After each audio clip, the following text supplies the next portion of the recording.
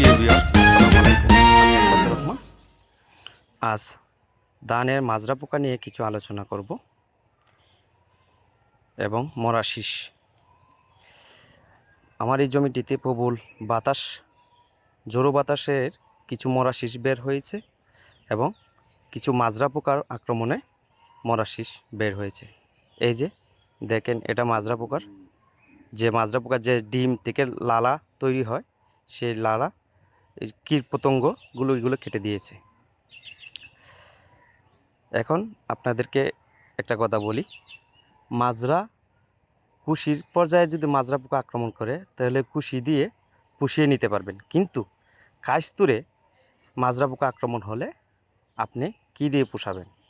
কাইস্তুরে আক্রমণ যদি মাজরা পোকা আক্রমণ করে আপনি মরা শীষ বের হয়, তখন আপনার কিছুই করার থাকবে না।